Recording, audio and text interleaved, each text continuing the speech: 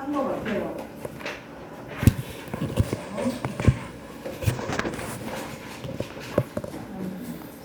그 136페이지에 보면은 오른쪽 패러그래프에 하이어 오더 크로마틱 스트럭처라는 그 영어 이름이 있어요. 자, 우리가 초반부에 배울 때 크로마틴의 구조하면서 1차 구조는 뉴클레오좀 배열, 2차 구조는 뉴클레오좀이 지그재그나 또는 페리칼 구조를 가지고 이렇게 25에서 30나노미터 그 파이버를 만드는 거고, 그 다음에 걔네들이 뭔가 그 다음 단계 3차 구조를 형성을 해서 최종적으로 응축이 되면 크로모좀까지 응축이 된다라는 식으로 1차, 2차, 3차 구조를 얘기를 했었었고요. 자, 그건 사실 이미 1900년대 때, 2000년이 되기 전에부터 나왔었던 개념이고요. 자, 2000년대가 넘어와서는 오늘 하게 될 2002년도 그 논문을 시작으로, 연구 결과를 시작으로 크로마틴 루핑의 개념이 나왔고요. 그 다음에 그 형광으로 마킹된 안티바디를 가지고 PC라는 개념 있죠.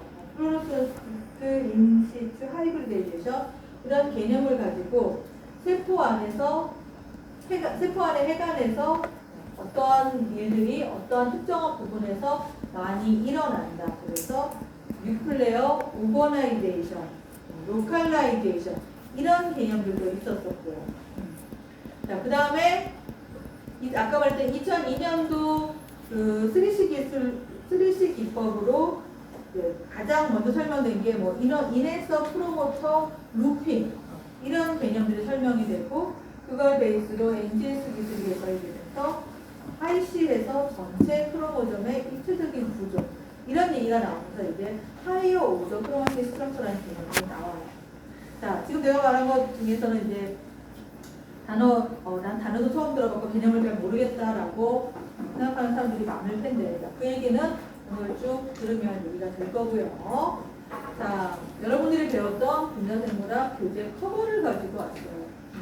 작년에 나한테 분자생물학 수업을 들었던 사람은 이 그림을 봤을 것이고요.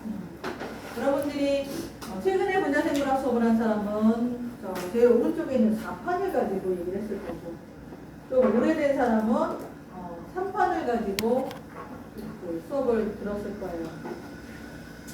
자,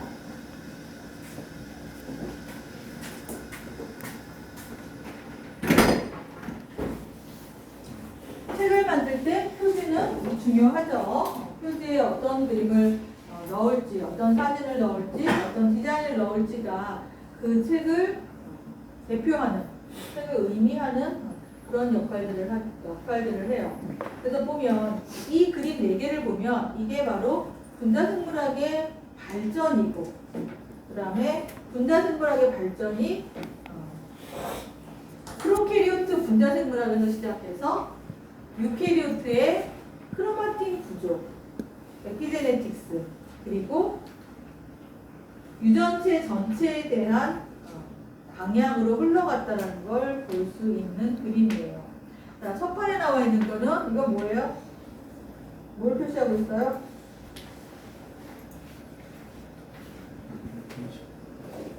응? 뭘까? 기능이 끌리버리고 여기 트랜스크립션, 저쪽이 뭐? 레플리케이션? 뭘까? 트랜스크립션. 트랜스크립션. 레플리케이션이라고 하면 안 되는데, 레플리케이션은 세 가닥이 2개가 있잖아. 자, 여기 보면 더블 스트랜드 DNA가 보이고, 그 다음에 일부분이 이렇게 풀려져 있고, 그 다음에 여기에 새로 합성된 RNA 분자가 단일 가닥으로 되어 있고, 이 주변에 이렇게 뭐가 보이죠? 그리고 여기도 보면 여기 이렇게 해서 살짝 이렇게 오목하게 들어가 있어요. 자, 이게 RNA 폴리머레이즈의 모습을 표시하고 있어요. 우리 여러분들 그 분자생물학 교재나 이런 데 RNA 폴리머리들 밑에 흡사할 때 약간 온폭 들어간 C자 모양으로 이렇게 그리잖아요. 근데 RNA 폴리머레이즈 구조자체가 그렇게 생겨서 그렇게 그린 거예요. 그냥 우연히 그린 게 아니라. 근데 얘는 전사를 RNA 폴리머레이즈에 의한 전사를 나타내고 있고 이때만 해도 이 DNA가 지금 프리 DNA로 그려져 있잖아요. 살짝은 프로캐리오트 베이스의 전사에 대한 얘기를 하고 있고요. 아직 진핵생물의 전사까지 이렇게 신경 쓸 여력이 없었던 시절의 모습이고요. 이게 아마 2005년도, 6년도 이때 분자생물학, 우리과의 분자생물학 교재를 쓸 때 이거 썼어요. 센셜진. 여기는 아예 1판이라는 개념도 없죠. 주인책을 가지고 그 축약해서 이센셜진이 처음 나와서 이 책을 교재로 쓰기 전에는 그 주인책의 주인 몇 판이었는지 모르겠다. 그걸 교재로 쓰다가 이센셜진이 나오는데 이때만 책이 좀 얇았어요. 그래서 분자생물학 교재가 뭐로 바뀌었어요. 누가 바꿨냐면 내가 바꿨어요. 내가 강의하면서. 자, 그리고 세월이 흘러 그 이센셜진 여기 세컨디션이 나오죠. 이러면서 여기에 뭐가 나오냐면 핵이 보일 것이고, 그렇죠? 동그라미 핵이죠. 안에 파란색의 DNA가 보이죠. 근데 이 DNA에 지금 뭐가 보여요? 뉴클레오점이 보이죠. 이제 진핵생물로 들어온 거예요. 그래서 핵막이 있는 진핵생물의 그 DNA가 뉴클레오점에 감겨져 있는 걸 표시하고 있고요. 그 다음에 여기서 이제 뭘 얘기하고 있냐면 보라색은 뭐예요? RNA겠죠? 핵에서 전사돼서 핵통을 통해서 핵 밖으로 나가고 있고요. 그 다음에 이 RNA에 주황색으로 표시되어 있는 리보솜이 붙어서 번역을 하고 있어요. 번역해서 폴리펩타이드들이 만들어지고 있는 걸 보여주고 있고요. 그 다음에 여기에 또 하나 더 추가된 거 뭐냐면 여기 핑크색 분자. 핑크색 분자가 뭘까요?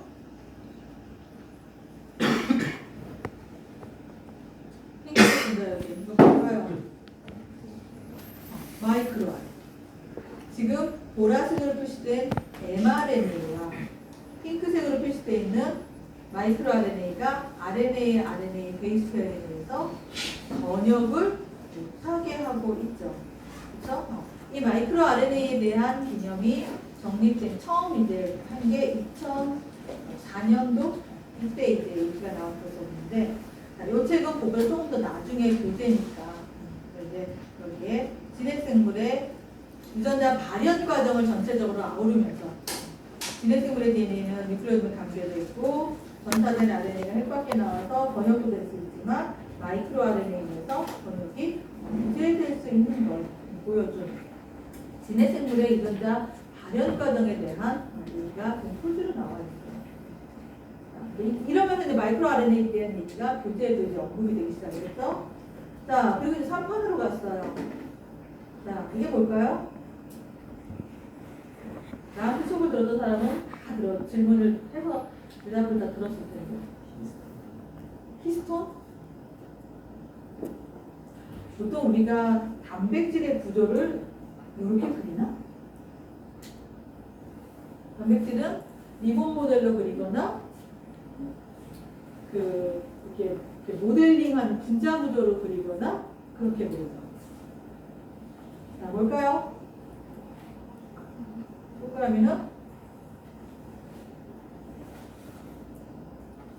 동그라미는 뭐고 빨간색은 뭐고 빨간색도 보이고 녹색도 보이고 파란색도 보이고 조금 다르게 하늘색도 보이고 저 뒤에 노란색도 보여요.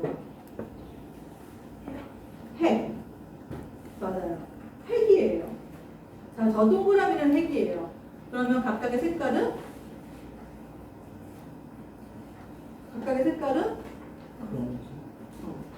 크로모솜. 그러니까 사실 이제 크로모솜이라는 표현이 정확하게는 좀 그런데 이제 우리가 크로모솜은 세포 분열하기 위해서 응축돼서 이렇게 이렇게 보여야 크로모좀이고, 근데 얘네들은 그렇게 보이는 건 아니죠. 지금 크로모좀이 풀어져 있는 크로마틴의 상황이에요. 그런데 1번 크로모점이 풀어진다고 해서 풀어져도 시작과 끝이 있는 하나의 분자보다는 그쵸? 풀어져도 2번 크로모점 1번 크로모점, 2번 크로모점 각각 하나하나의 분자예요. 결국 나중에 그 응축이 되면 하나의 세포 안에 들어있는 DNA는 46개로 응축이 될 수 있어요. 근데 그 46개가 풀어져 있어도 46개로 풀어져 있는 거죠. 지금 저기 보여지는 색깔 하나하나는 뭉치면 하나의 크로모점이 될 수 있는 DNA들을 표현하고 있어요. 사람이라면 저런 색깔이 46개가 46개로 표현이 될 수 있겠죠. 자, 그리고 이 46개를 보면 여기 이제 뭐 46개까지는 아니지만 여기에는 적어도 하나, 둘, 셋, 넷, 5개는 지금 우리가 구별될 수 있는 색깔로 보여요. 이 5개가 어떻게 되어 있어요? 나름의 정해진 위치를 차지하고 있죠. 그죠? 얘는 이쪽에 있고 얘는 이쪽에 있고 나름의 위치를 차지하고 있어요. 즉 46개의 염색체에 해당하는 크로마틴들이 핵안에 아무렇게나 존재하는 것이 아니라 나름 정해진 위치를 갖고 존재하고 있다. 뉴클레어 오거나이제이션, 핵안에 특정한 위치를 차지하고 있다. 랜덤이 아니다. 이건 이 세포만 이런 게 아니라 이게 랜덤이 아니라면 여러 개의 세포들을 각자 다 조사해 봤더니 다 똑같이 1번 염색체는 같은 계통의 세포일 때 1번 염색체는 이쪽에, 그 옆에는 뭐 2번, 그 옆에는 12번. 나름의 어떤 정해진 위치를 갖고 있다는 얘기예요. 랜덤이 아니고 정해져 있다는 얘기는 그게 뭔가 기능이 있고 필요에 의해서 그렇다는 얘기예요. 결국 이제 3판에는 진핵세포 핵내에 크로마틴의 위치에 대한 뉴클레어 오거나이제이션에 대한 개념이에요. 결국 같은 DNA 염기서를 갖고 있다 하더라도 세포의 종류에 따라서 그 염색체들의 위치가 정해져 있고, 그러면 결국 이게 제네틱은 같은데 제네틱이 아닌 다른 요소는 세포의 종류에 따라서 다를 수 있고, 다르면 우연히 다른 게 아니라 다 기능적인 의미를 부여하니까 바로 에피제네틱의 한 파트가 됩니다. 자, 그래서 3판은 이제 이렇게 이 3판이 넘어오면서 교재 안에 에피제네틱스, 크로마틴 이런 파트의 그 분량이 월등히 늘어나게 됐습니다. 자, 그리고 이건 4판이에요. 많은 친구들은 이제 익색으로 배웠죠. 이건 그때 내가 뭘 나타나고 있다고 얘기했었죠? 바이오인. 그렇죠. 뭔가 이 데이터와 같은 그런 개념인 거예요. 그리고 이 데이터 조각들을 그냥 놓은 게 아니라 나름 이렇게 분류를 해서 데이터들을 정리하고 있어요. 그리고 이제는 바이오 인포메틱스 시대라는 걸 얘기하고 있죠.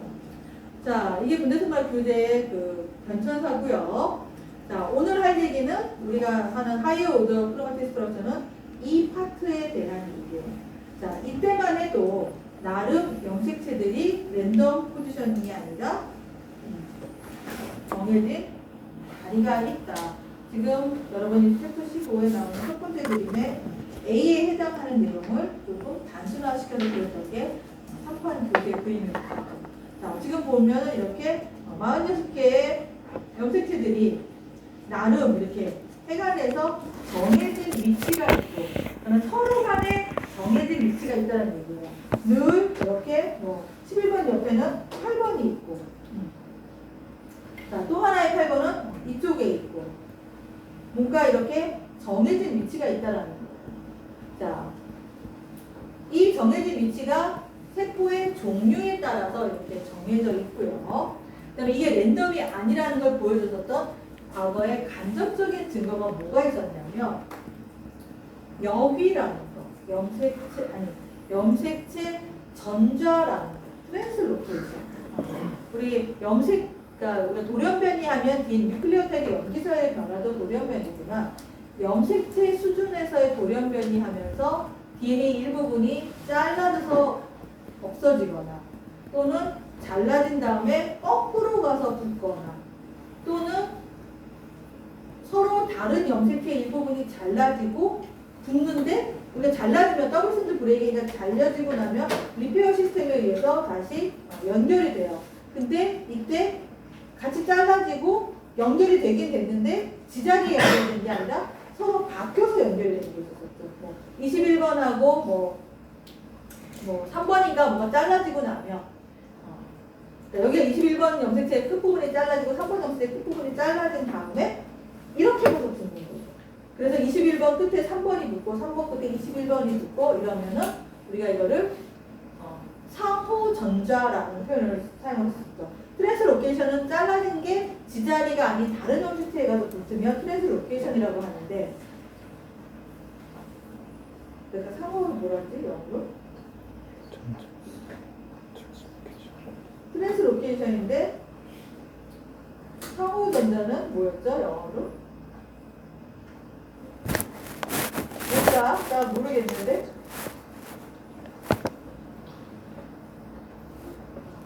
뭘로 번역했을까요? 자, 어쨌든 트랜스로케이션은 전자라는 얘기인 거고 위치를 바뀌는 건데 이게 1번이 잘려서 뭐 5번에 가서 붙는 게 아니라 늘 상호전자는 특정한 염색체 둘이 잘리고 둘이 이렇게 가서 붙는 거예요. 모든 그 발견되는 그 전자들이 결국 늘 어떤 거와 어떤 게 서로 연결해서 같다는 얘기는 둘의 위치가 가까우니까 그렇게 된 거잖아요. 이게 만약에 세포마다 그 염색체들의 위치가 랜덤이라면 특정한 염색체 간에 잘려서 주고받아서 라이게이션이 되는 일이 일어날 수가 없는 거죠. 랜덤이면 모르겠는데 늘 몇 번과 몇 번 사이에 상호전자가 일어나는 것들이 발견이 돼요.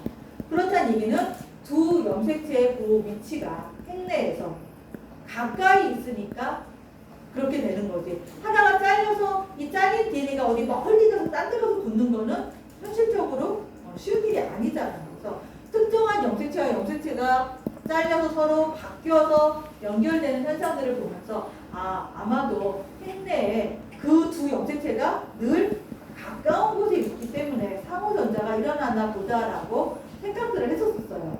그랬는데 이제 나중에 연구들을 하면서 각 염색체별로 형광을 마킹을 한 다음에 싱글셀 수준에서 사진을 찍어보았어요. 그랬더니 저런 식으로 특정한 염색체가 특정한 위치에 있고 이게 세포마다 같은 개성의 세포들은 동일한 위치에 있는 것들을 확인이 됐어요. 그리고 핵내에 염색체들의 위치가 랜덤이 아니라 정해진 자리가 있다는 것이 밝혀졌고요. 자, 이때는 보통 우리가 이제 이렇게 하면 뉴클레어 오버나이제이션이라는 표현들을 보통 많이 썼었어요. 핵내의 어떤 구조, 염색체들의 위치. 자, 그 다음에 이제 이걸 좀 단순화해서 그려놓은 게 이런 모습들인 거죠. 자, 이 색깔별로 이게 서로 다른 염색체들을 표시하고 있고요. 지금 5개의 염색체들을 좀 그림을 그려놨어요.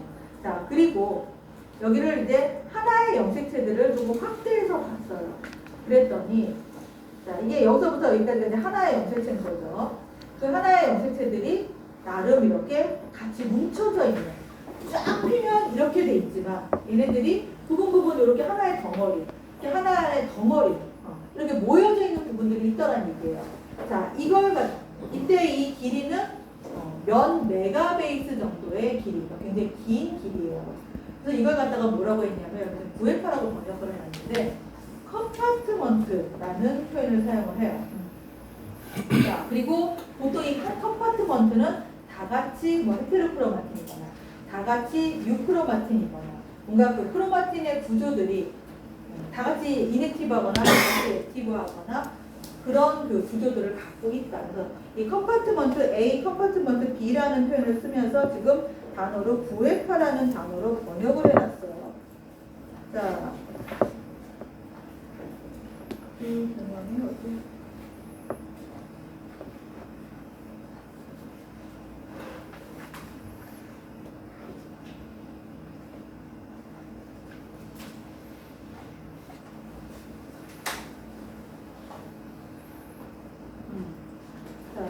컴파트먼트 A는 유크로마틴 부분이 주로 유크로마틴 구조로 되어 있고 컴파트먼트 B는 헤테로크로마틴 구조로 되어 있다라고 이렇게 하는데 어쨌든 크게 저런 컴파트먼트의 개념들이 생겨났고요.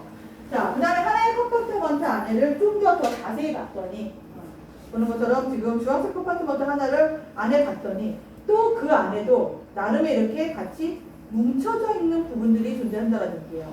자, 이걸 갖다가 여기서 지금 크로마틴 위상결합 도메인이라고 얘기를 했는데 이거의 영어 명칭은 Topologically Associating Domain이에요. 2012년도에 처음 제시가 된 개념이고요.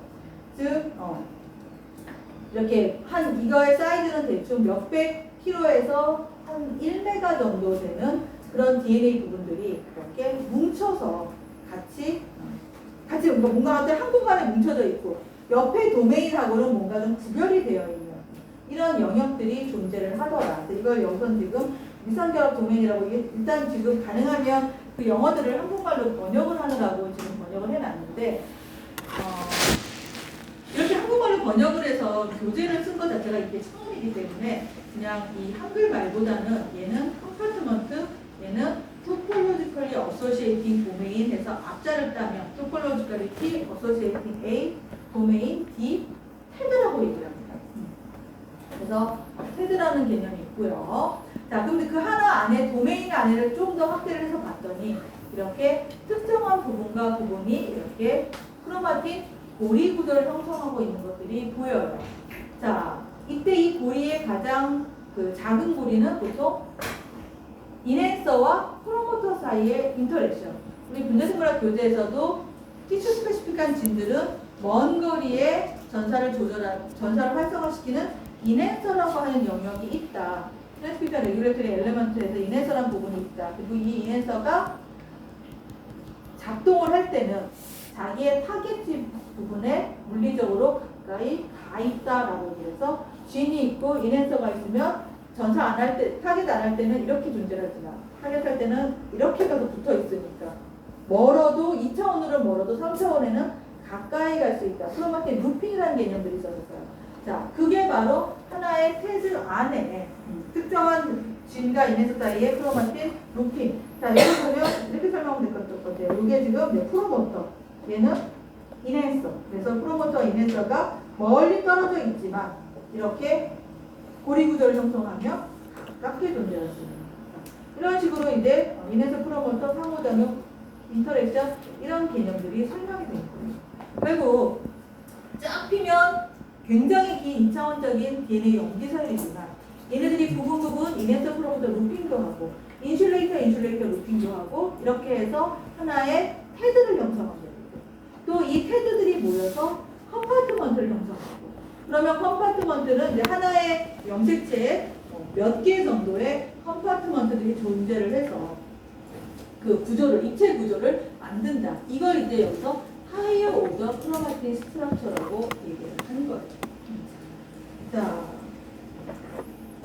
그래서 보면 이렇게 인핸서 프로모터 루핑을 형성하고 얘네들이 모여있는 도메인이 있고 도메인들이 몇 개가 모여서 컴파트먼트를 형성하고 컴파트먼트들이 모여서 하나의 크로모점을 형성하고 그다음에 하나의 크로모점도 핵내에 나름의 위치가 존재를 하고 그 다음에 같은 위치라도 자 여기 보면 자 여기 뭐 노란색으로 이렇게 X 같은 경우 이렇게 표시가 되어 있어요. 그렇지만 이 안에 보면 누구는 안쪽을 보고 있고 누구는 어떤 DNA 부분은 핵의 가장자리 부분을 보여있죠.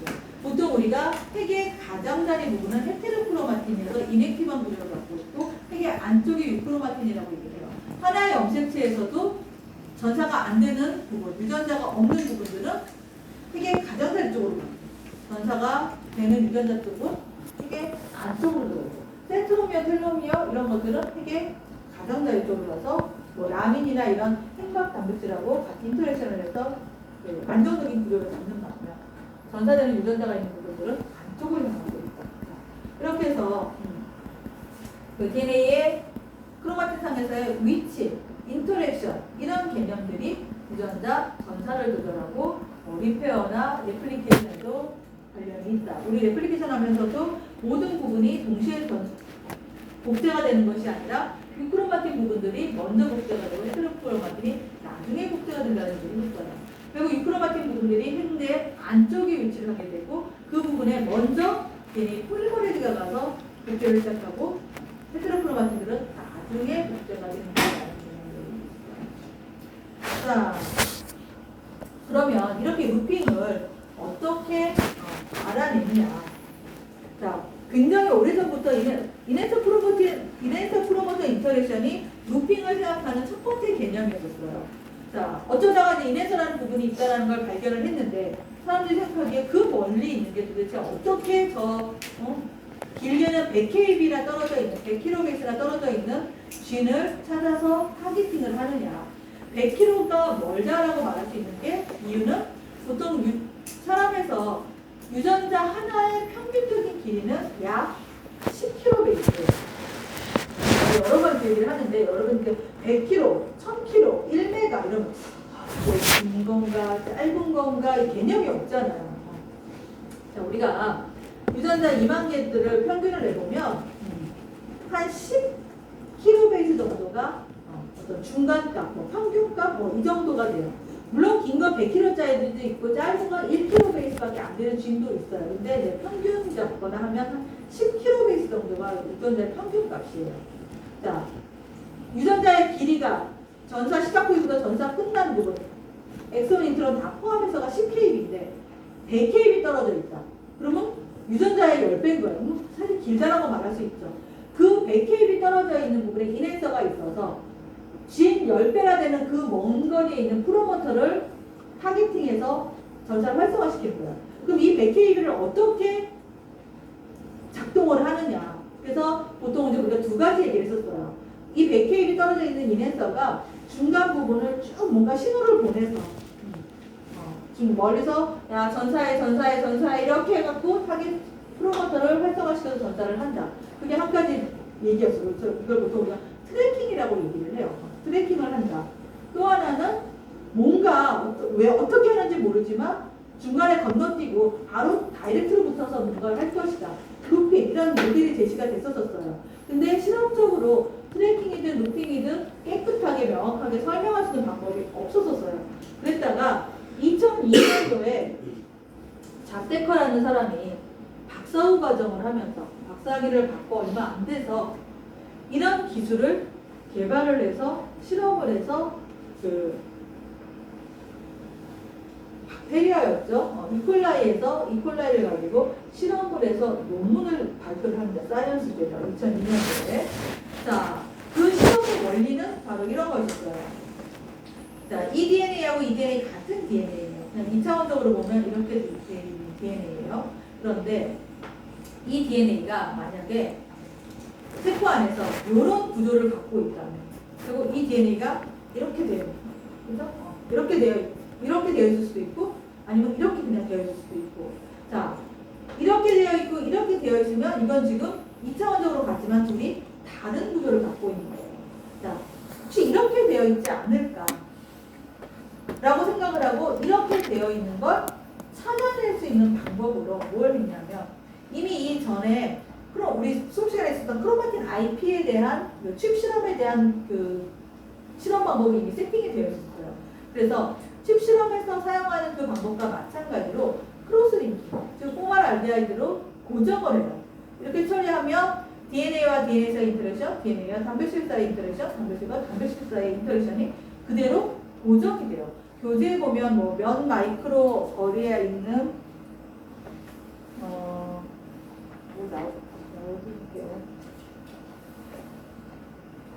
이 옹고스트롱 이내에 있는 단백질과 DNA 사이 결합이 고정이 됐대요. 이 옹고스트롱이 굉장히 조그만 거리죠. 근데 어쨌든 이 DNA와 단백질 사이에 그 어떤 가까이 있으면 그 있는 상태로 딱 고정이 되는 거예요. 포말데이드 처리를 하면. 자, 그럼 얘는 이렇게 가까이 있었으니까 이렇게 고정이 될 것이고 얘는 그대로 이상이 될 거예요. 자, 이 다음에 뭘 처리하냐? 다이제스션이라고 표현했어요. 자, 이 다이제스션은 제한 요소로 다이제스션을 합니다. 리스트릭션 엔자임으로 DNA를 자르는 거예요. 그러면 DNA에 그 특정한 염기서열이 있으면 다 이렇게 잘려나가겠죠. 그리고 이때 제한 요소를 뭘 쓰냐면은 우리가 제한 요소는 잘리는 방식에 따라서 두 가지를 얘기를 해요. 오버행으로 잘리느냐, 블런트 엔드로 잘리느냐. 오버행은 이렇게 스티키 엔드 해갖고 6배 있으면 여기 지그재그로 잘리는 거를 오버행 또는 스티키 엔드라고 얘기를 하죠. 또 그거에 비해서 블런트 엔드는 그냥 싹둑 잘리는 거예요. 자, 이때는 엔자임을 오버행으로 잘리는 엔자임으로 써요. 그러면 DNA가 더블스트랜드 DNA가 잘렸을 때 이렇게 한쪽 팔이 나올 수 있게끔 자르는 거예요. 자, 제한요소로 이렇게 잘라요. 그러면 그 제한요소 자리가 있는 DNA 부분이 다 이렇게 잘리겠죠. 자, 여기 지금 이게 이 줄로 그어놓은 부분이 제한요소 자리예요. 자, 제한요소로 보통 이 실험 이전에 할 때는 6개의 염기사를 읽어서 4베이스 오버행에 나오는 엔자임들로 잘랐어요. 대표적으로 뭐 이코알원이나 힌드3 같은 그런 엔자임들로 잘랐어요. 자, 자르면 이렇게 잘려 나가겠죠? 자, 양쪽에 루핀 구조가 되어 있고 루핀 구조가 되어 있지 않는 상황에서 제한요소로 자르면 얘는 지금 이렇게 조각조각 다 날 거예요. 근데 얘는 둘이 이렇게 같이 고리 구조를 해서 가까이 존재했었어요. 그러면 어떻게 돼요? 얘는 고정이 됐으니까 이런 상태로 잘리겠죠. 자, 그런 다음에 라이게이즈. 여러분들도 아마 클로징 실험할 때 라이게이즈 써봤을 거예요. 라이게이즈를 가지고 처리를 해요. 그러면 아까 오버행으로 잘려있던 그 DNA가 다시 베이스 페어링 할 수 있는 같은 엔자임으로 잘랐으니까 반대쪽에 있는 그 베이스 페어링 할 수 있는 DNA가 있으면 가서 붙고 라이게이션을 하겠죠. 이 DNA 붙는 거는 그냥 베이스 페어링에 의해서 붙고 그 다음에 연결해주는 DNA를 라이게이즈로 처리를 해서 연결을 하는 거예요. 그러면 어떤 일이 벌어지냐. 자, 이 반응이 그냥 그 물속에서 일어나요. 그러면 이렇게 다 랜덤으로 다 잘라지고 나면 얘네들도 물론 라이게이션이 일어나긴 할 거예요. 근데 라이게이션이 일어날 빈도가 굉장히 낮겠죠. 근데 여기 보면 얘는 지금 파란 DNA하고 빨간 DNA가 이렇게 가까이 있어서 이게 고정을 했고 이렇게 잘렸어요. 그러면 둘이 이렇게 있는 상황에서 다시 라이게이즈를 처리했어요. 그러면 둘이 이렇게 왔다 갔다 하다가 라이게이션이 연결이 될 빈도가 높겠죠. DNA가 다 잘라져서 이렇게 돌아다니면 둘이 만나서 라이게이션이 될 빈도가 낮은 반면 고정이 되면 요 말단은 아무리 이렇게 돌아다녀도 꽤 오랜 시간 동안 밤새도록 라이게이션 할 시간적 여유를 주면 이렇게 해서 둘이 가서 붙을 확률이 높다는 얘기가 되는 거예요. 자, 그러면 지금 보는 것처럼 이렇게 라이게이션이 된 거예요.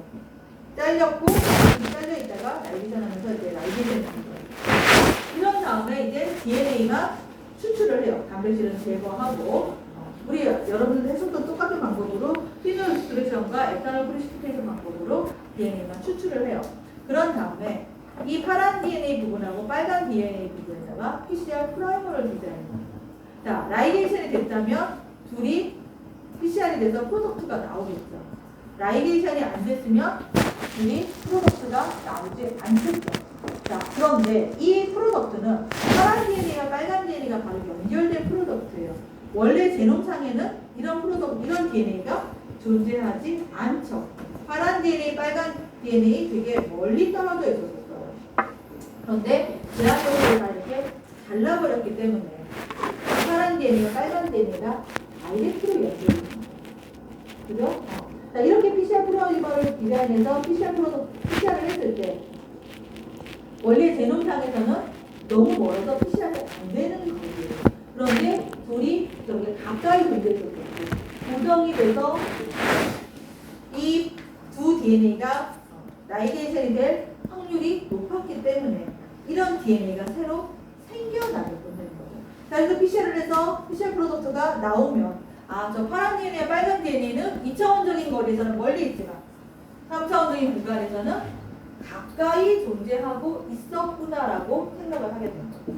이 실험으로 처음에는 이콜라이에서 이콜라이 DNA들이 서큘러긴 하죠. 근데 이 이콜라이 DNA들이 다 랜덤하게 존재하냐 아니면 나름 뭔가 어떻게 가까이 있는 게 있냐 해봤더니 가까이 있는 것들이 있다라는 것들이 밝혀졌어요. 그래서 저 실험을 갖고 이콜라이 제놈을 갖고 실험을 해서 첫 번째 논문이 사이언스 논문이 나오고 그걸 보자마자 사람들이 그래? 그럼 그걸 그대로 이넨서 프로덕트에 적용을 시키면 우리가 멀리 떨어지는 이넨서가 트래킹을 하느냐 루핑을 하느냐 말로만 말았지 누구도 실험적인 증거를 제시를 못했는데 이걸 도입을 하면 되지 않을까 해서 첫 번째로 나온 논문이 그해 나왔어요. 역시 2002년도 대신에 이건 연말에 나왔어요. 뭘 가지고 했냐? 그 유명한 글로빈 로커스를 가지고 실험을 했어요. 그래서 글로빈 로커스 글로빈 유전자의 프로모터와 이미 알려져 있었던 이네서 멀리 떨어져 있는데 없으면 전사가 안 되니까 이 이네서에다가 실험을 해가지고 프라이머를 전사되는 글로빈 유전자 프로모터에 또 하나는 이네서에다가 프라이머를 디자인을 해가지고 적혈구 세포에서 실험을 하고 비적혈구 세포에서 실험을 해서 PCR을 해봤어요. 그랬더니 적혈구 세포에서는 글로빈 유전자의 프로모터와 멀리 떨어지는 이네서에 이렇게 나이게이션에 대해서 PCR에 대해서 프로덕트가 나오고 비적혈구 세포 이게 아마 신경세포를 썼던 것 같아요. 신경세포에서는 해봤더니 둘 사이에 PCR 프로덕트가 안 나왔어요. 당연히 신경세포에서 글로빈 유전자 전사 안 되니까 글로빈 유전자와 글로빈 유전자 이네서가 가까이 있을 이유가 없는 거죠. 자, 이렇게 해서 처음으로 2002년도에 멀리 떨어지는 이네서가 확인 유전자를 전사시켜야 되는 상황이 되면 평차원적인 공간에서는 가까이 존재한다라는 것을 있다는 것을 논문으로 발표를 하게 됩니다. 자, 이러면서 이제 DNA가 해관에서 마음대로 존재하는 게 아니라 필요에 따라서 멀리 떨어질 수도 가까이 또 필요 없을 때는 멀리 입체적인 공간이니까 염기서열은 2차원이지만 핵은 입체예요. 세포도 입체고 핵도 입체예요. 그러니까 그 안에 DNA들이 나름의 특별한 구조를 갖고 있다라는 것들을 얘기를 하게 됐죠. 자, 그래서 여기다가 이 방법에 대해서 이름을 붙였어요. 실험을 개발하고 나면 이게 좀 그래서 보는 것처럼 그 2002년도에 나온 논문이에요. 논문에 나온 결과가 자, 이건 이제 마우스 글로빈 로커스인데 마우스랑 휴먼이랑 마찬가지예요. 로커스 컨트롤 리전 이네서가 존재를 하고 아래쪽에 4개의 글로빈 유전자가 존재를 하고 발생 단계에 따라서 전사되는 유전자의 종류가 달라지겠고요.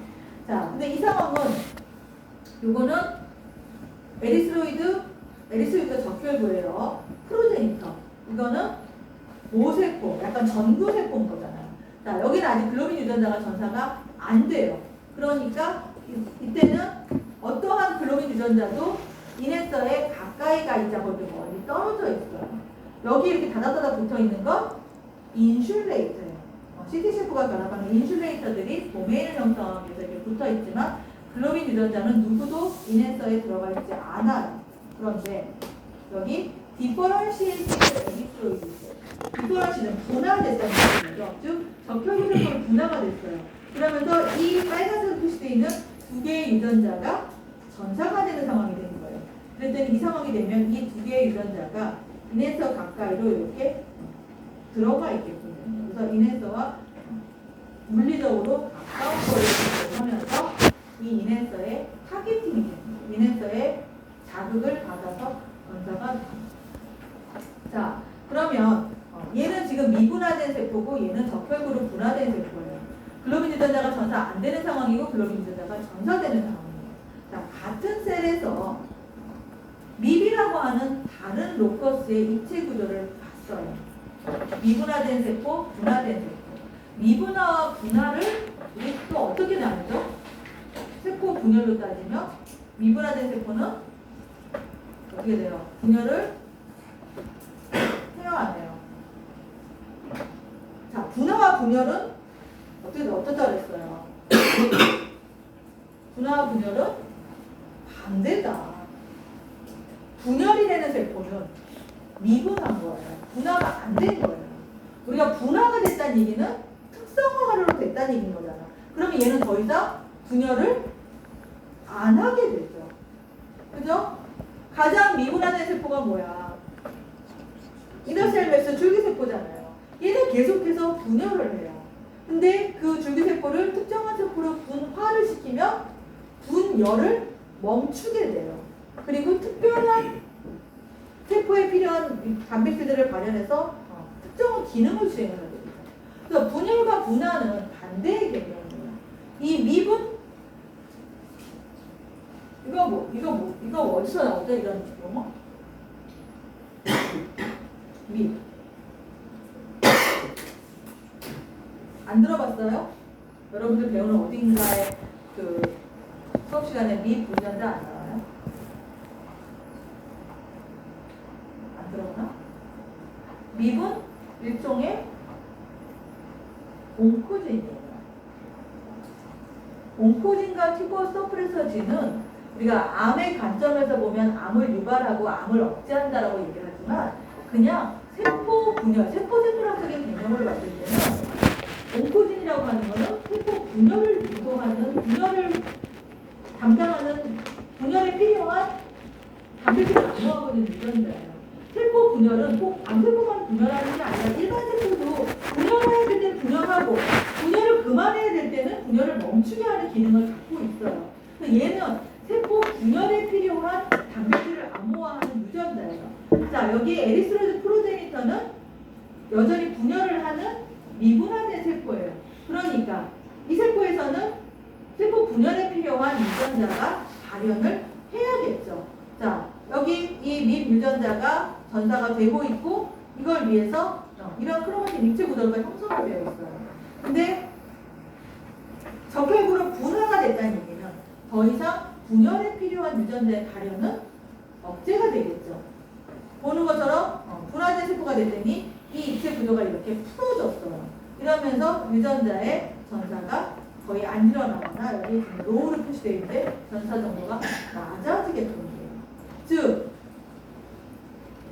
미분화된 세포에서는 적혈구 유전자는 전사가 안 돼서 입체 구조가 풀어져 있고 반대로 세포 분열에 필요한 유전자들은 이렇게 입체 구조를 형성해서 전사가 되다가 분화가 되면 분열에 필요한 유전자는 전사가 억제되면서 입체 구조가 이렇게 바뀌게 되고 반대로 그 조직에 필요한 적혈구 세포였으니까 적혈구로 분화된 세포에서는 적혈구 유전자 중에 대표적인 글로빈 유전자들이 이렇게 인해서가 가까이 위치해서 유전자 전사를 활성화하는 2차원적인 구조.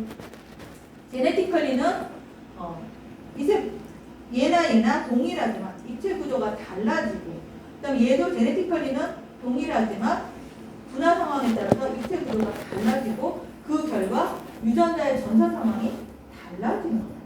그리고 크로마틴의 입체 구조가 전사를 조절하는 전사와 관련이 있는 개념을 보여줍니다. 이게 2002년도 논문에 나왔었던 내용입니다.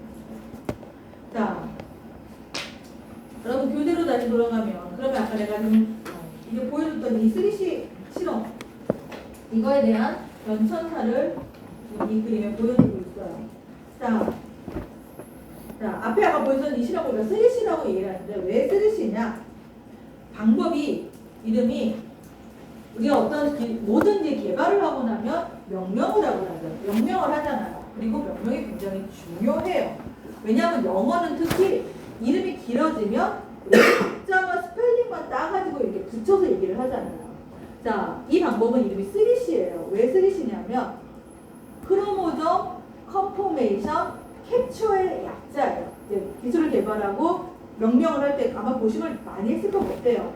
자, 크로모점. 크로마틴보다는 크로모점이 훨씬 더 이제 그 일반적인 명사다 보니까 크로모점의 컨포메이션은 입체 구조라는 거죠. 입체 구조고 캡처는 우리가 고정을 했잖아요. 어떤 세포 안에 특정한 구조가 있으면 그걸 그대로 눈으로 볼 수 없으니까 그대로 고정을 해서 간접적인 방법으로 확인을 하게 됩니다. 그래서 크로모점 컨포메이션 캡처라는 방법으로 명명을 했고요. 앞에가 다 C자인 거야. 그래서 3C라고 명명을 하게 됩니다.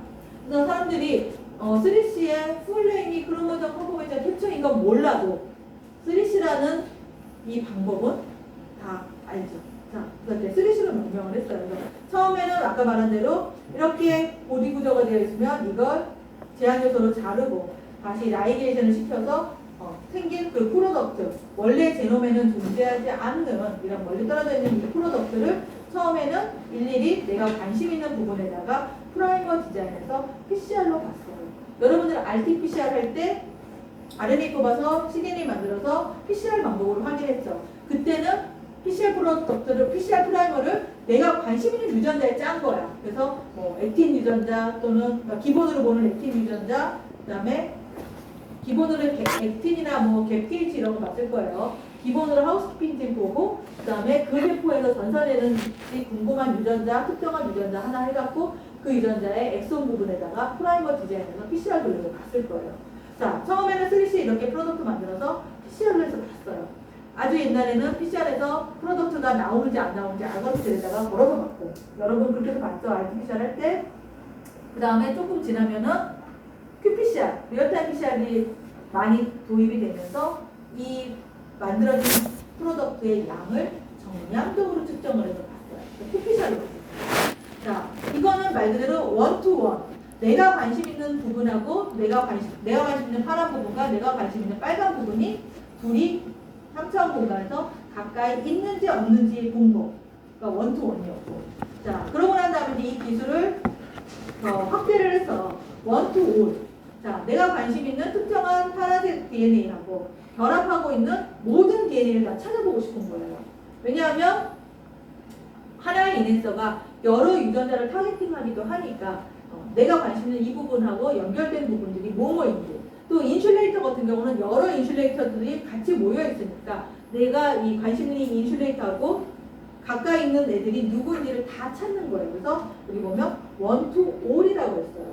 이 방법은 똑같이 쓰리시를 한 다음에 이 얻은 DNA를 전부 다 클로닝을 해가지고 그 부분들을 전부 다 이렇게 시퀀싱을 통해서 읽어나가는 방법이 있어요. 그래서 얘는 방법을 포시라고 명명을 했는데 3C는 아까 크로모좀 컴포메이션 캡처에다가 클로닝 베이스로 이 작업을 했었어요. 클로닝도 C를 잡아. 그래서 포시라고 얘기를 했고, 그 다음에는 여기 지금 안 나와 있는데 5C라는 방법이 개발이 됐어요. 5C는 카본을 이용해서 실험을 해요. 탄소 카본도 C잖아. 그래서 5C라고 얘기했었고, 그랬다가 얼마 안 있어갖고 이제 하이C라는 기술이 개발이 됩니다.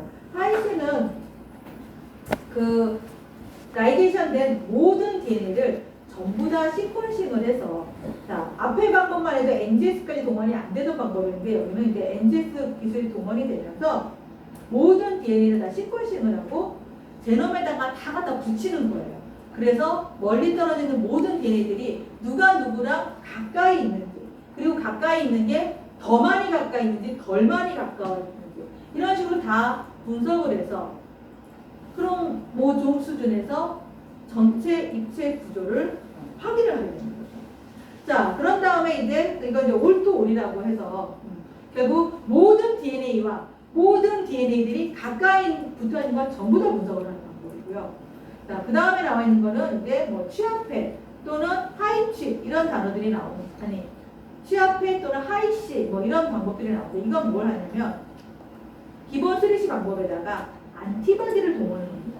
즉 어떠한 부분들이 가까이 있는데 그 가까이 있게 한 원동력이 된 단백질이 뭐냐.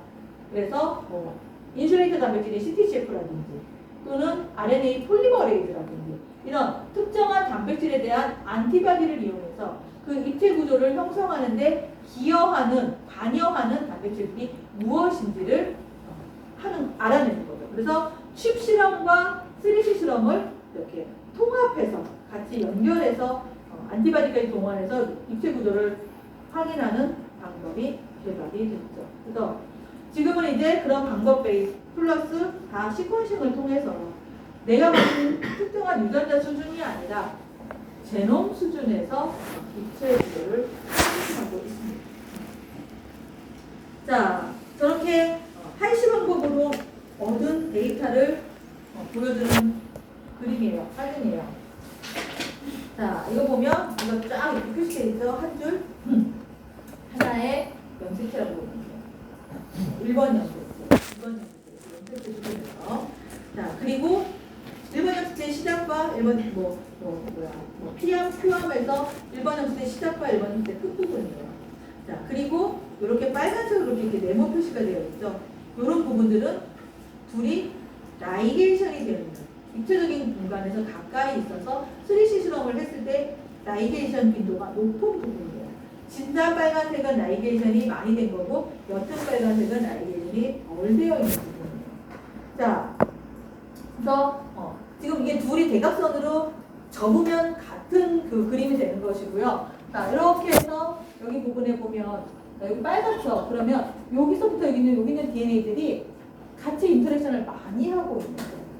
당연히 먼 데 있는 애들은 얘와 얘가 인터랙션 할 빈도는 떨어지겠죠. 그러니까 빨간색의 정도가 희미하게 나타나는 거고 가까이 있는 애들끼리 친해요. 둘이 인터랙션을 많이 하고 있다는 거예요.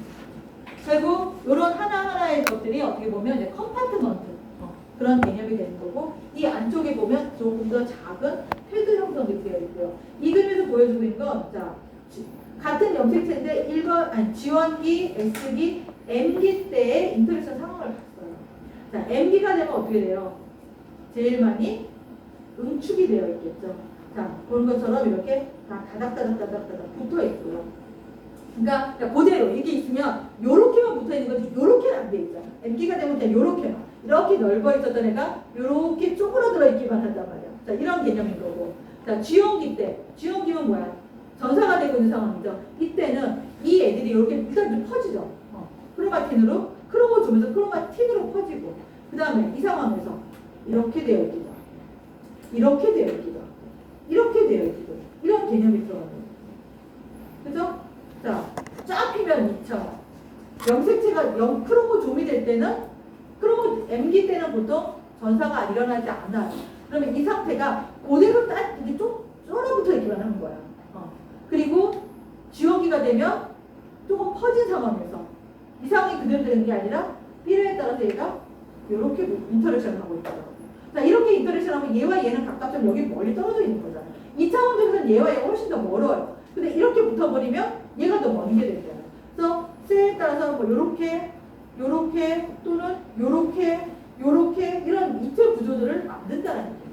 자, 그래서 보면 같은 염색체인데 G원기 때 G원기 시작 때 미드 때, S기 때, M기 때 이 입체 패턴 모양들이 인터랙션이 달라지더라고요. 자, 이건 뭐냐면 이거 이제 이 빨간색 라인은 서로 인터랙션을 하고 있는 걸 표시하고 있어요. 특정한 유전자의 프로모터예요. 어떤 유전자예요? 자, 왼쪽에는 다 다른 종류의 세포예요. 같은 사람 세포니까 2차원적인 염기설은 동일하겠지만 다양한 종류의 세포를 해서 특정한 프로모터가 인터랙션하고 있는 부분들이 다 다르다라는 거예요. 여기 지금 이게 산으로 이렇게 올라간 게 여기 인터랙션 정도를 표시하고 있는데 이렇게 루핑하고 있는 그 DNA 부분들이 다르다라는 거예요. 자, 여기 같은 경우 얘는 이쪽하고도 이렇게 인터랙션을 하고 있어요. 위에 산이 올라가 있죠. 근데 여기는 다른 세포에서는 이렇게 올라간 것이 없어요. 이런 식으로 같은 제놈이라도 크로마틴 인터랙션 하고 있는 상황은 조직에 따라서 다르다. 자, 그 다음에 이거는 또 이런 하나의 예를 들어놨는데 정상세포하고 뭐가 문제가 있는 그 병에 걸려 있는 그 세포하고 DNA 염기설을 분석을 해봤어요. 도대체 뭐가 문제여서 우리가 쉽게 생각하는 것이 돌연변이가 일어나서 염기설에 돌연변이가 일어나서 유전자 발현에 문제가 생겨서 암에 어떤 질병에 걸렸을 거라고 생각을 해서 정상세포와 그 병에 걸린 세포를 염기설을 다 분석을 해봤더니 어떤 이 부분에서 염기설들이 많이 변이가 일어나 있다는 거예요. 돌연변이가 일어났다는 거죠. 그런데 봤는데 이 부분은 유전자도 아니고 아무것도 아닌 거예요. 도대체 이 부분에 돌연변이가 일어난 게 왜 어떤 질병하고 연관이 있을까? 나중에 봤더니 입체 구조를 분석을 해봤더니 이 부분이 특정한 유전자하고 이렇게 인터랙션을 하고 있는 거예요. 그래서 이 유전자 자체는 아무런 돌연변이가 없지만 돌연변이가 없지만 이 유전자하고 입체적인 공간에서 가까이 존재하는 이 부분에 돌연변이가 일어나서 얘에 문제가 생긴 거예요. 결국 이 부분이 인핸서였던 거예요. 멀리 떨어져 있는 인핸서는 내가 누구의 인핸서라고 얘기를 안 해주거든. 그래서 이 멀리 떨어져 있는 인핸서가 뮤테이션이 일어나는 바람에 이 유전자 자체는 염기설의 문제가 아무 없지만 인핸서가 뮤테이션이 일어나서 인앤서로서의 역할을 제대로 못했던 거죠. 여기 보면 잠재적 타겟 유전자라고 되어 있잖아요. 이 타겟 유전자의 전사가 제대로 발현이 일어나지 못했던 거예요. 자, 또 특히 요즘에는 이걸 봤더니 이 부분들이 예전에는 그냥 진도 아무것도 아닌 부분이었는데 어떤 부분들은 돌연변이가 일어나는데 보니까 다 어떤 유전자의 인트론 부분에서 돌연변이가 일어난 거예요. 인트론 부분의 돌연변이는 어차피 아미노산을 지정하는 부분이 아니기 때문에 별로 그 사람들이 관심을 안 가졌었어요. 근데 나중에 봤더니 많은 인헬서들이 유전자의 첫 번째 인트론에 존재하는 것들을 발견했어요. 우리가 인트론들의 길이를 보면 첫 번째 인트론, 그러니까 엑손 1번과 엑손 2번 사이에 있는 첫 번째 인트론은 굉장히 긴 경우들이 많아요. 인트론 2번, 3번, 4번 대비 인트론 1번은 굉장히 길어요. 그 인트론 1번 안에 인앤서가 들어있는 거예요. 근데 이 인앤서는 그 들어있는 인트론, 그 유전자랑은 아무 상관없어. 그냥 멀리 떨어지는 자기의 다른 유전자에 인앤서로 작용을 하는데 아무 상관없는 어떤 진의 인트론 1번에 들어가 있는 거예요. 그러니까 이제 이런 뮤테이션들이 처음에는 중요하지 않다고 생각을 했었는데 크로마틴 루핀 구조들을 분석하는 기술이 개발이 되면서 아 얘가 저 멀리 떨어지는 쟤의 인앤서였구나. 그러니까 얘가 뮤테이션이 일어나니까 인앤서로 작용을 못해서 쥐는 멀쩡한데 그 쥐의 발현이 일어나지 못했던 것들이에요. 그러면서 이제 질병의 원인이 되는 거예요. 자, 그런 얘기가 교재에 나와요. 실제로 블루민주전자도 마찬가지여서 썼고 얘들 보는 것처럼 유전적인 변이가 생기면 타겟 유전자 멀쩡해도 인터랙션 제대로 못해서 인앤서의 작용 못 전달해서 전사가 일어나지 못하고 단백질 안 만들어져서 질병이 벌어질 수 있다. 자, 아까 그 하이시 실험을 통해서 얻은 구조들을 이렇게 표시를 하고 있어요. 자, 보는 것처럼 이렇게 노란색이 하나하나 도메인 이런 것들이 이제 컴파트먼트의 개념이 되는 것이고요. 한 덩어리들. 자, 그리고 그거보다 조금 작은 이런 박스들이 이제 패드가 되는 거예요. 보면 여기 노란색들은 그나마 인터랙션을 하고 있는 거. 자, 얘는 자, 여기 노란색 점이 나온다는 얘기는 이 부분하고 이 부분이 인터랙션을 하고 있는 거예요. 이차원적으로 멀리 떨어져 있지만 이렇게 인터랙션을 하고 있고, 그 다음에 얘와 얘도 한 도메인이니까 자, 여기랑 여기 하면 그게 꽤 멀잖아요. 근데 인터랙션을 하고 있는 거예요. 얘 입장에서는 어떻게 보면 이 부분이 더 가까울 수 있어요. 근데 여기와 여기는 인터랙션을 하고 있지 않아요. 그러니까 2차원적으로 가까이 있어도 저 멀리 여기와 여기는 멀리 떨어져 있어도 인터랙션을 해서 하나의 덩어리 안에 들어가 있고 얘와 얘는 굉장히 가깝잖아.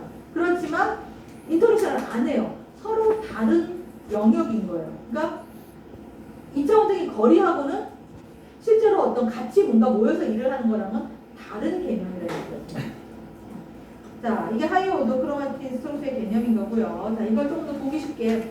자, 아까 이 대각선으로 있는 거에서, 자, 대각선으로 있는 거에서 위쪽 한쪽만, 이 대각선을 바닥으로 끊어갖고 왔어요. 자, 그래서 우리가 보는 대로, 우리 그냥 내가 영국에서 쓰는 말로 우리가 산을 그린다라고 얘기를 하는데, 자, 이 산, 짙은 색은 서로 이 안에 부분들이 인터랙션을 하고 있는 거예요. 옅은 색은 인터랙션의 정도가 낮은 거예요. 자, 하나의 산 안에 이 안에 부분들이 다 같이 뭔가 인터랙션이 많이 돼서 물리적으로 가까이 있어서 한 덩어리로 움직이게끔 되는 거고, 이 산의 이 덩어리의 사이즈는 그 도메인마다 크기는 달라요. 자, 그래서 여기 나오는 한 덩어리, 이렇게 한 라인들이 하나의 테드라고 보시면 되는 것이고요. 근데 그 테드 안에 인터랙션하는 정도가 종류의 세포에 따라서 달라요. 자, 세포의 종류에 따라서 테드의 위치는 동일하지만 그 안에 인터랙션하는 정도는 다르다는 얘기죠. 자, 여기 보면 이 안에 되게 녹색이 진하죠. 안에 인터랙션을 많이 하고 있는 거예요. 근데 한 도메인 안에 그 신경세포로 가면 여기는 별로 진하지 않죠. 얘도 진하지 않아. 얘에 비해서 인터랙션을 덜 하고 있다는 얘기가 되는 거죠. 2차원적으로는 같지만 인터랙션의 정도가 다르고 그것이 그 안에 들어있는 유전자들의 전사가 달라지게끔 하고 전사가 달라지면 만들어내는 단백질의 종류가 다르고 그것들이 각각 다른 종류의 세포의 특징을 부여하게끔 피노타입을 부여하게끔 해요. 자, 그 다음에 자, 테드의 위치는 종류에 따라서 세포 종류에 따라서 그 테드 위치는 동일하지만 그 안에서의 인터랙션 정도가 달라진다라는 얘기가 있고요. 자, 심지어 이 테드는 종간에도 보존이 되어 있어요. 여기는 사람의 뭐 12번 염색체 어떤 일부분이고 얘는 쥐의 10번 염색체 일부분이에요. 이 부분하고 이 부분은 염기서열이 굉장히 유사한 부분인데 그 유사한 부분에서 테드 구조를 봤어요. 그랬더니 사람이 이렇게 테드가 나눠지고 쥐도 이렇게 나눠지고 종간에도 테드가 토폴로지컬이 없어지는 도메인이 보존이 되어 있다는, 그러니까 종간에도 보존이 되어 있고 조직 간에도 보존이 되어 있고, 그렇지만 조직 간에 그 도메인 안에서 일어나는 인터랙션의 정도는 다르게 되고 그 다름이 그 세포의 피노타입을 결정하게끔 합니다. 그리고 제노타입 염기서열 다 같은데 같은 뭐예요? 인터랙션 해야 무슨 일이 벌어지는 거잖아요. 같은데 이거랑 이거는 다르다는 얘기거든요. 그래서 자, 그러면 하나의 도메인을 만든 이게 이제 테드다. 이렇게 해서 여기 한 덩어리의 테드다. 자, 어떤 조직은 자, 테드는 다 이렇게 다 똑같아요. 근데 요거랑 이거랑 다른 거죠. 이거랑 다르고 이거랑 요렇게랑 다르고 세포에 따라서 한 덩어리지만 어떤 세포는 이렇게 하고 있고 어떤 세포는 어떤 그 조직은 요렇게 구조를 갖고 있고 어떤 조직은 요렇게 구조를 갖고 있고 어떤 조직은 요렇게 가지고 있고 이거에 따라서 전사되는 유전자의 종류가 달라진다. 그렇죠? 이 안에 제네틱 같지만 입체 구조가 다 이렇게 하고 있는 다 모양이 다르잖아요. 이게 그냥 모양만 다른 게 아니라 이거에 의해서 안에서 이네스 프로모터 인터랙션이라든지 인슐레이터 작용이라든지 이런 것들이 달라지면서 유전자 전사가 달라집니다. 전사가 달라지면 단백질이 달라집니다.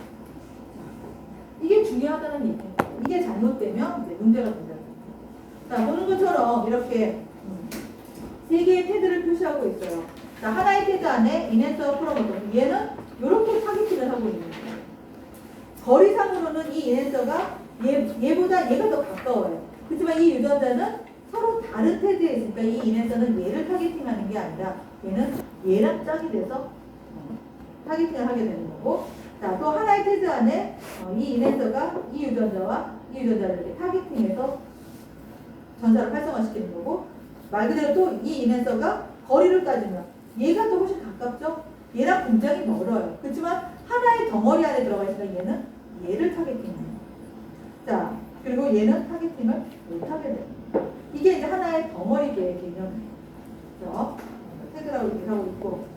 자, 그렇다면 이 테드가 얼마나 중요한가 안 중요한가를 확인하기 위해서 이런 실험을 해봤어요. 자, 이 인에서 이 프로모터 원래대로라면 서로 다른 테드예요. 이 인에서는 이 유전자를 타겟팅하지 않아요. 아마도 요 안에 있는 자기 유전자 누구를 이렇게 타겟팅을 하겠죠. 근데 요 가운데 있는 이 경계, 테드 경계를 DNA를 인위적으로 잘라버렸어요. 여기 CTC4 결합하는 테드 경계를 잘랐어요. 딜리션을 시켰어요. 그랬더니 어떤 일이 벌어졌냐? 이런 테드가 형성이 됐어요. 요 DNA가 잘라지니까 이 부분이 원래 얘가 이렇게 결합하고 있었고 이렇게 테드였었는데 여기가 잘라져 버렸어요. 그러니까 여기가 이렇게 붙은 거예요. 자, 이러니까 어떻게 돼요? 이 이네서가 한 테드 안에 들어오다 보니까 원래 자기 짝이 아닌 유전자의 전사를 활성화시키게 됩니다. 자, 그럼 이걸 이제 여러분들이 좋아하는 캔서로 적용을 하면 얘가 온코진이에요. 정상세포에서는 이네서가 없어서 전사가 안 되고 있었어요. 그런데 여기 DNA 뮤테이션이 생겨갖고 여기 DNA가 잘라져 버렸어요. 그래서 이게 한 덩어리에 들어와 버렸네. 그랬더니 이네서가 온코진을 타겟팅한 거예요. 전사가 비정상적으로 활성화가 됩니다. 이렇게 테드의 변형에 의해서 전사가 되는 유전자의 종류가 달라지게 되고 그 유전자가 세포 주기와 관련 있는 유전자였다면 이게 질병이 암이 될 수 있다는 거예요. 실제로 이런 뮤테이션에 의해서 테드가 발생하고 질병의 원인인 것들이 보고가 되고 있습니다. 유체구도가 중요하다는 얘기예요. 자, 얘 같은 경우는 DNA가 아까 그 트레이스 로케이션 상호전자 얘기했었죠. 자, 서로 다른 크로모점이에요. 1번 크로모점, 2번 크로모점. 그리고 이렇게 테드가 있었었는데 여기가 이렇게 잘려졌어요. 그리고 하늘색은 여기 가서 붙고 연두색은 아래쪽에 가서 붙었어요.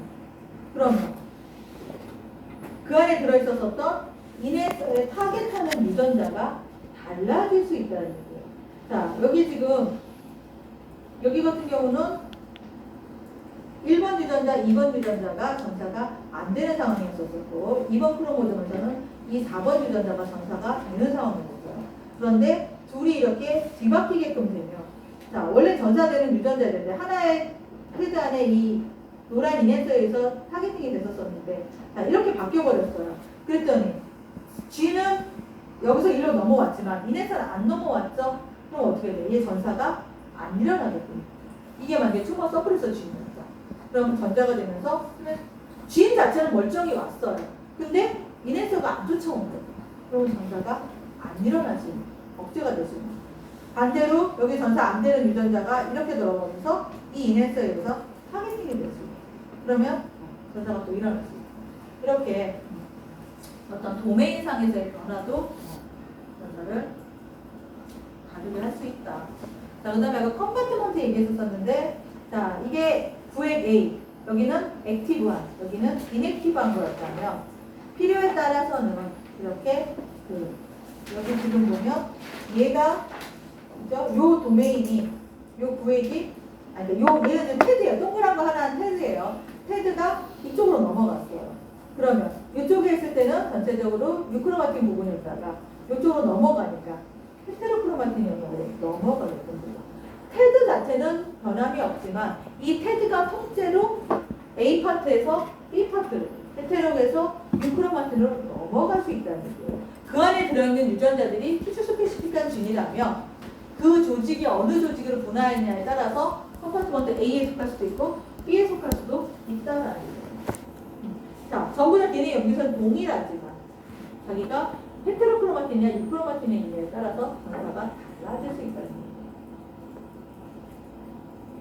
자, 그럼 크로마틴 고리구조 형성은 어떻게, 루핀 구조는 어떻게 이루어지냐.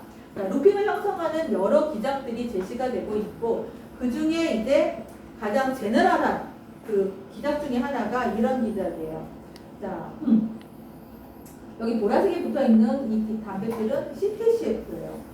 인슐레이터 단백질로 알려져 있죠. 보통 우리가 배리어 기능을 해서 이네서의 확장이나 헤테로크로마틴 확장을 못하게 하는 그 단백질로 알려져 있는데 이 인슐레이터 단백질들은 예전 과거에는 이 단백질이 붙으면 인슐레이터고 못 붙으면 인슐레이터가 아니다라고만 생각을 했었어요. 근데 붙고 안 붙는 거 맞아요. 근데 붙어서 과연 무슨 일을 하느냐 보는 것처럼 여기에 붙은 단백질과 여기에 붙은 단백질들이 이렇게 붙은 다음에 이렇게 가서 같이 이 CTCF 두 단백질이 프로테인 인터랙션을 하는 것이 발견됐어요. 그럼 과연 얘가 이렇게 붙어서 이렇게 이것만 이제 발견이 됐어. 그러면 얘가 여기서 이렇게 갔느냐? 그래도 보니까 여기에 CTCF 단백질만 발견이 되는 게 아니라 코에신이라고 하는 고리 모양의 구조의 단백질도 같이 발견이 돼요. 그러면서 요즘엔 그 여러 가지 실험적인 증거로 나온 게 자, 여기 이 DNA에서 여기에 코에신이 여기에 붙는 거예요. 붙어가지고 코에신이 고리 구조를 하니까 가운데 DNA가 들어가서 DNA를 쭉 잡아 뽑는 이렇게 가다가 마지막에 여기가 CTCF가 붙어 있었으면 원래 이렇게 여기 잡아 뽑으면 둘이 이렇게 가까이 가죠. 그래서 CTCF가 딱 붙는다. 이게 그래서 룩 익스트루전 모델이라고 해요. 익스트루라는 얘기는 이렇게 밖으로 돌출돼서 나가는 거 익스트루라고 얘기를 하는데 이렇게 CTCF 단백질이 붙어서 고리 구조를 형성을 하고 있죠. 안쪽에 DNA가 이렇게 들어갔어요. 그래서 얘가 쭉 움직여서 가면 이렇게까지 가는 거예요. 그래서 CTCF와 CTCF가 인터랙션을 해서 고리 구조를 만들게끔 한다라는 모델이 제시가 되어 있고요. CTCF 단백질은 프로테인 다이머를 형성하는 도메인을 갖고 있어요. 자, 그러면 CTCF가 왜 CTCF냐? 쟤는 DNA 염기설이 인제도 붙는 단백질이에요. 붙는 부분의 염기서열이 보면 CTCCC예요. 그래서 CTCCC에 결합하는 팩터다. 그래서 CTCF라고 명명이 되어 있어요. 그래서 코에신은 DNA 염기설 인식하는 능력이 없는 단백질이고요. 그거에 비해서 CTCF는 염기설 인식해서 붙는 인슐레이터 단백질이에요. 그리고 코에신은 CTCF 단백질하고 프로테인 인터랙션을 하겠습니다. 그래서 처음에 이런 방법으로 해서 저런 인슐레이터 고리들이 형성이 될 거라고 생각을 하고 있고요. 자, 제일 마지막에 나온 게 이제 페이즈 세퍼레이션. 요즘에 상분리라는 표현으로 나온 개념인데요. 이건 이제 가장 최근에 나온 개념이에요. 자, 근데 어떻게 보면 최근에 나온 개념이고 과거의 거랑 비슷한 개념이기 때문에 여기 보면 페이지 세퍼레이션 상분리라고 하는 개념이고요. 자, 하나의 이게 좀 핵이에요. 핵 안에 뭔가 이렇게 많이 모여 있는 부분들이 존재를 하더라. 막으로 둘러싸여 있지는 않지만 특정한 것들이 많이 모여서 그리고 그 특정한 DNA 단백질들이 모여서 단백질 사이에 뭔가 약하지만 서로 인터랙션하는 힘에 의해서 뭔가 이렇게 많이 모여있는 부분들이 있더라. 그래서 그걸 갖다가 이제 컨덴세이트라는 게 응집되어 있다는 개념인 거죠. 핵 안에 컨덴세이트들이 형성이 되어 있고 이 컨덴세이트가 형성되는 과정을 페이즈 세퍼레이션. 페이즈는 어떤 그 형태가 나뉘어진다. 막으로 나뉘어진 건 아니지만 물질들에 의해서 나누어진다. 근데 이거의 원전을 우리가 뭐라고 생각하면 되냐면요. 핵의 인, 뉴클레어로스. 자, 그게 뭐예요? 인이 뭐예요? 리보점을 만들어내는 부분이죠. 만들어내기 위해서 리보점을 RNA를 암호화하고 있는 DNA 부분들이 모여 들어와서 거기서 리보점을 RNA를 전사하고 그러려면 리보점을 RNA 전사하는 데 필요한 RNA 폴리머레이즈 2가 아니라 1이 많이 모여 있고 또 리보점을 RNA 폴리머레이즈 1이 전사하기 위해서 어떻게 돼요? 걔가 필요로 하는 제네럴 트랜스크립션 팩터들이 존재하죠. 우리 RNA 폴리머레이즈 1, 2, 3 분자체벌 시간을 배웠어요. 그거에 필요한 전사들이 거기 모여 있고 그 다음에 리보점 합성하기 위해서 핵 밖에서 리보점한 프로테인들이 핵 안으로 들어오죠. 그래서 리보점에 소단이 스몰 서브니 라지 서브니지 거기서 어셈블리가 돼요. 어셈블리가 돼서 나간 다음에 스몰 라지 이거는 번역할 때 어셈블리가 되는 거고 소단위 자체는 핵 안에서 어셈블리가 돼요. 근데 이 소단위가 rRNA와 단백질의 복합체이기 때문에 단백질 핵 밖에서 들어오고 rRNA 핵 안에서 전사하고 rRNA 전사하기 위해서 그 rRNA 암호하고 있는 DNA 부분들이 그거에 몰려 들어가 있고 이게 바로 우리가 인이라고 하는 부분이에요. 근데 이게 막으로 둘러싸이는 게 아니라 특정한 물질들이 많이 모여 있는데 그게 인뿐만 아니라 이런 식으로 여기 파란색 DNA 폴리머레이즈 뭔가 복제할 때 먼저 복제되는 부분들이 존재한다고 얘기했었죠. 그 부분에 복제에 필요한 단백질들이 모여 있고 또는 RNA 트랜스크립션 팩터랑 RNA 폴리머레이즈 전사되는 유전자라면 그 부분들이 이렇게 모여서 그걸 같이 하고 자 어떤 데미지를 줬다? 그러면 데미지를 리페어하기 위해서 리페어 단백질들이 많이 모여 있으면 그 부분으로 데미지된 DNA들이 모여 들어오고 결국 핵이라는 공간 안에 특정한 일들을 효율적으로 하기 위해서 그 일에 필요한 단백질이라든지 여러 물질들이 같이 모여 있는 공간들이 존재하더라. 이 개념을 이제 페이지 세퍼레이션, 프로테인 윅 인터랙션을 통해서 멤브레인 없이 공간을 형성하다는 개념인 거예요. 자, 이거의 과거 개념이 뭐였냐면 이런 개념이에요. 트랜스크립션 팩토리, 레플리케이션, 포사이 이런 개념이에요. 포사이는 포커스의 복수형이 포사이고요. 자, 이게 지금 전사 RNA 폴리머레이즈로 만약에 마킹을 했었다. 지금 보면 동그라미가 세포에서 사진 찍어보면 한 몇백 개 정도 보여요.